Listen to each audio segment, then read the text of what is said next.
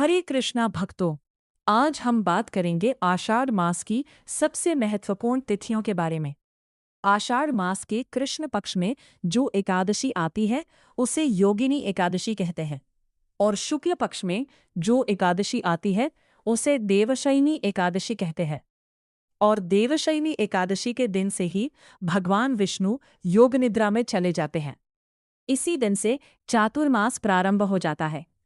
इसलिए चातुर्मास से ठीक पहले आने वाली एकादशी यानी योगिनी एकादशी का भी बहुत महत्व है।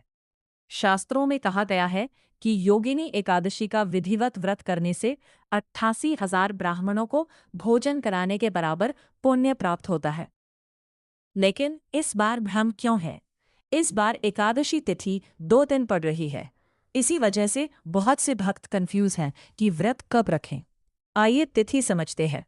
एकादशी तिथि 10 जुलाई शुक्रवार को सुबह 8:17 से शुरू होगी और 11 जुलाई शनिवार को सुबह 5:22 पर समाप्त हो जाएगी। यानी 10 जुलाई को दशमी युक्त एकादशी है और 11 जुलाई को द्वादशी युक्त एकादशी है। तो व्रत कब रखें?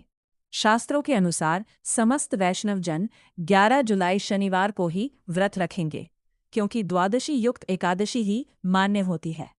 अब बात करते हैं बहुत शुभ योग की। क्या इस बार त्रिस्पर्शा एकादशी है?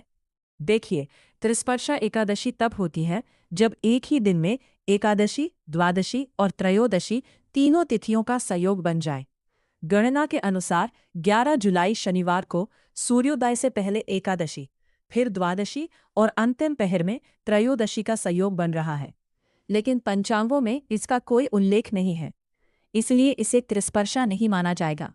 लेकिन हाँ, इस बार जयंती महाद्वादशी का बहुत शुभ संयोग बन रहा है। जयंती महाद्वादशी कब होती है? जब शुक्ल पक्ष की द्वादशी तिथि के दिन रोहिणी नक्षत्र हो तो उसे जयंती महाद्वादशी कहते हैं। इस बार 11 जुलाई शनिवार को सुबह 5:23 से द्वादशी शुरू हो रही है और सुबह 11:04 से रोहिणी नक्षत्र लग रहा है, इसलिए ये पक्का जयंती महाद्वादशी है। ब्रह्म वैवर्त पुराण के अनुसार जो भक्त एकादशी का व्रत करते हैं उन्हें 8 महाद्वादशियों का व्रत भी जरूर करना चाहिए। महाद्वादशी के दिन भगवान श्री कृष्ण की पूजा की जाती है और महाद्वादशी का व्रत रखने से एकादशी के सभी पुण्य तो मिलते ही हैं, साथ में जन्म जन्मांतर के पाप भी नष्ट हो जाते हैं और अंत में भगवान के वैकुंठ लोक की प्राप्ति होती है। अब मुहूर्त नोट कर लीजिए।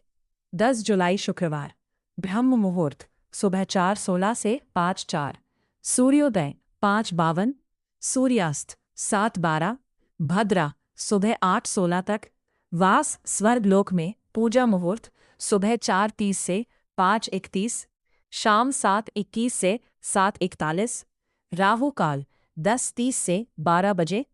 11 जुलाई शनिवार, द्वादशी सुबह 5:23 से शुरू, 12 जुलाई रात 2:04 पर समाप्त। हरिवासर सूर्योदय से सुबह 11 तक, ब्रह्म मुहूर्त 4:16 से 5:04, पूजा मुहूर्त सुबह 4:30 से 5:31, शाम 7:21 से 7:41, राहु काल 10:30 से 12 बजे। पारण का समय, अगर आपने 10 जुलाई को व्रत रखा है तो पारण 11 जुलाई दोपहर 1:50 से 4:26 के बीच करें। ध्यान रहे, 11 बजे तक और 11 से 1 बजे तक पारण वर्जित है।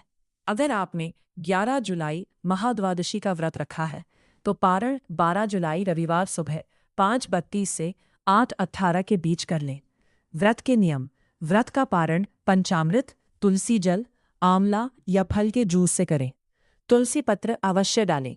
एकादशी के दिन चावल या अन्न का दान ना करें। वस्त्र और फल दान कर सकते हैं। द्वादशी के दिन कुछ ना कुछ दान करने के बाद ही पारण करें। तो भक्तों, इस बार देवशयनी एकादशी के साथ जयंती महाद्वादशी का दुर्लभ योग भी बन रहा है। इस अवसर को हाथ से ना जाने दें। वीडियो अच्छी लगी हो तो लाइक करें, शेयर करें और चैनल को सब्सक्राइब करना ना भूलें। हरे कृष्णा।